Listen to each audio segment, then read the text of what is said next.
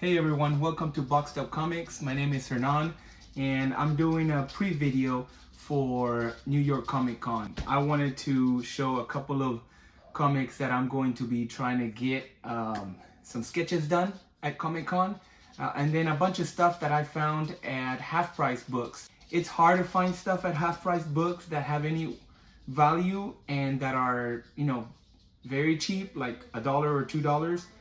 Usually the ones with a lot of value, or the keys, or even minor keys, they'll put them inside this clear box, and it's very difficult to go through. But they actually price them. It's not half price of whatever the price in the front is. So first we're gonna start with Wolverine and the X-Men #1.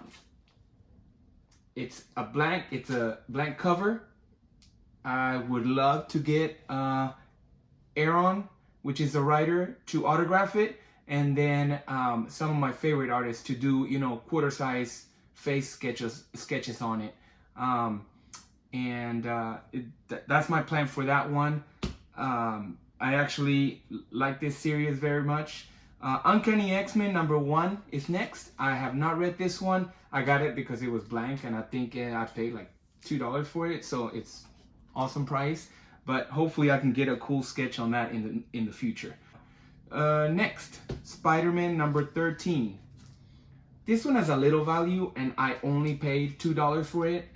Almost all of the ones I have here, I paid either $2 or $3. So, it's only 6 comics that I got from Half Price, but they have a little value and they're in great shape. No ticks, no nothing, no corner bends, nothing, and definitely no color breaks. So, but yes, that's with the black suit. That's homage to Spider-Man #1. Very cool cover. I love it. I actually didn't have it, so for $2, it's great. This next one has no value. I think it's like worth $3 or something. It is in great condition, but it's one that I gave away a long time ago. I actually read this series.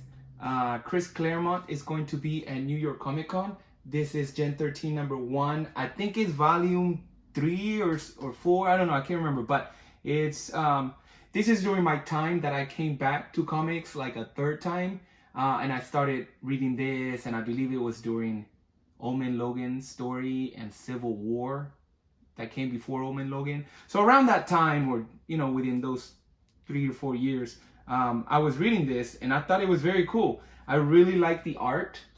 It's got that cool painting / kind of hip hop-ish looking, graffiti looking art. So, and it is very New York. She's wearing a Lady Enachi. I think that's how you pronounce it. Enachi or N-C-Y? No, I don't know.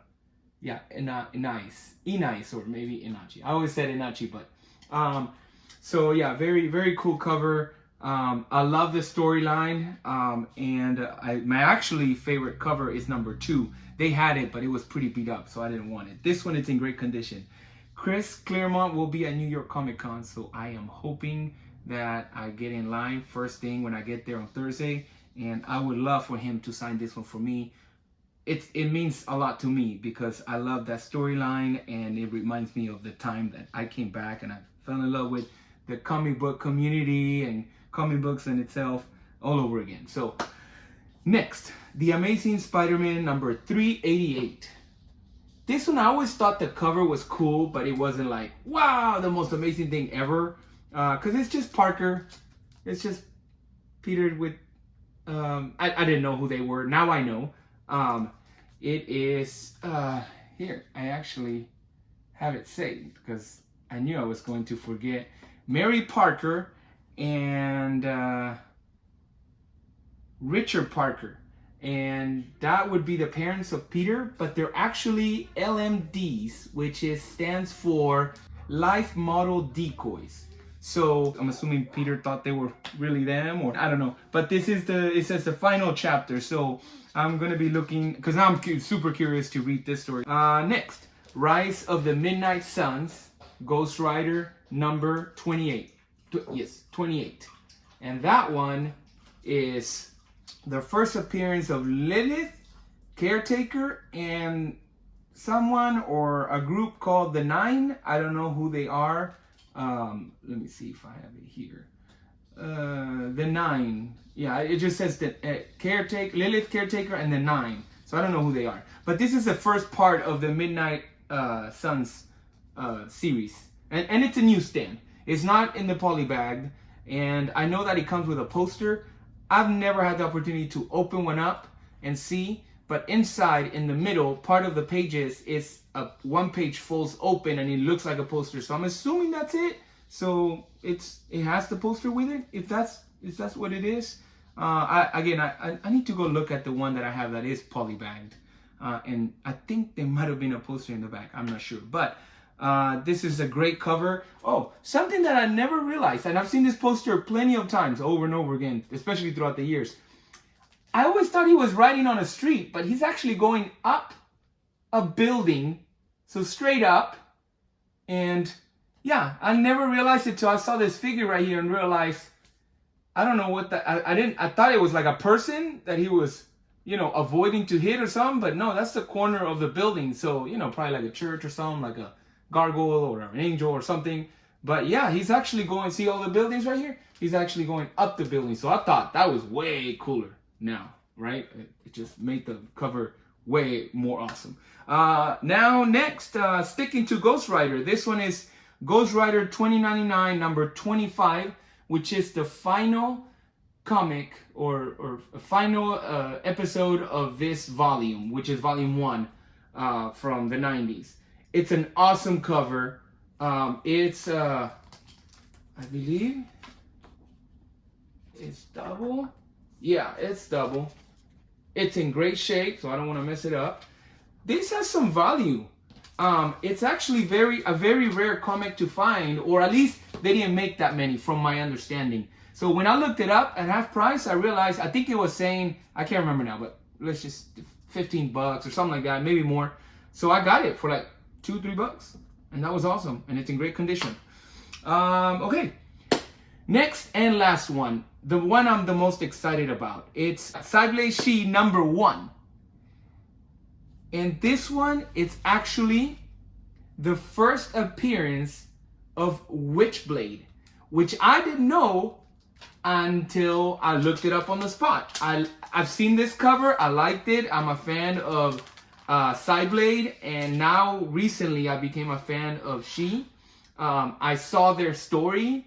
She's something to do with the Crusaders or something. I can't remember now, but so I thought she was a cool character. And then I thought, okay, both of them fighting alongside each other, very cool. So I'm gonna have to read this story. But as I pulled it up to see, just to check the value, I realized this is the first appearance of my favorite female character, non-Marvel or DC, from Independent, and that is Witchblade. And there she is, the first time she appears. Let me double check. I think that's the first time, not the front page. Yep, that's it. She just shows up at the top talking to Witchblade. So, and the next page, it's an awesome drawing of Shy. I need to figure out how to pronounce these names. But the actual next page is an actual like fighting scene, and it's very cool how it's drawn and all the placements and everything. Yeah, very cool, very cool. So yeah, I was super excited to have this. It's not super, even I thought it's the first appearance of Witchblade, so I thought it would have some great value. Especially this one, it's in great condition. It just needs a press because the entire comic book, it's a little wavy, but just wavy lightly, not badly. So, but I thought it would be worth a lot of money, or not a lot, but just more than what it was. I think it's like at $10-15 or something like that, which is still great for the $10 that I paid. I mean, for the $3 that I paid. So yeah, very cool find for me. I'm a huge Witchblade fan, so I'm glad that I have the first appearance. I think is especially because of the art and who's on this cover and all that pertains to this cover. I think it's a unappreciated key, but or underrated key. But I'm glad I have it. I didn't pay much for it, and I still have faith in finding great stuff at half price book. It just takes time. There's this one place where I found all of this all at once, and I was like, okay, maybe I'll come here a few more times throughout the year and just see. I always try to space out in case you want to try half price book. I always try to space out the time that I go so it gives time to, you know, refill. Because if you go every week or every other week, which I've done it in the past, a few months back, I went to one same place maybe for 3 weeks in a row, and you know, it's basically the same comics. Like, I thought, you know, more will sell through and then they would replenish more, but I guess comics don't sell that fast. But yeah, I would say if you want to try half price books, pick 3 or 4 around your area, and each week go hit up once and then see what happens. You can find some great stuff, and I have actually found some great keys on that locked up box where they price them as you know, whatever they believe it's worth. They are usually super overpriced, and we're talking about if it's worth $10 to $20, they're priced like $30, sometimes even $40. So they can be very overpriced, especially once you pay attention to the condition of the comic, because I don't think they look always at the condition. As long as it looks okay, they just price it at whatever, you know, price guide they use. But you know, if it says if a comic's worth $20 to $30, but it's a 5.0 or maybe 3.0, it probably needs to be priced at 10, maybe 15, but they won't do that. So, and you'll start learning how they do that. But most of the time, they'll have some that are really beat up, and they'll mark them down. So sometimes, depending on which half price and who's pricing them, they might do that. So from my understanding, I believe they price at each store. The one that I like to go to, they have some boxes in the back, and there's a guy that's always going through it, and like, I've seen him before, you know, going through the boxes and pricing them. So I'm assuming that's the person there, and other stores, they just do their own. Unless you guys know how it works, and maybe they do it from wherever they send out all their books to the stores. Because I know that the stores buy, but sometimes I think they have warehouses where if they're low on books, they can just send them books.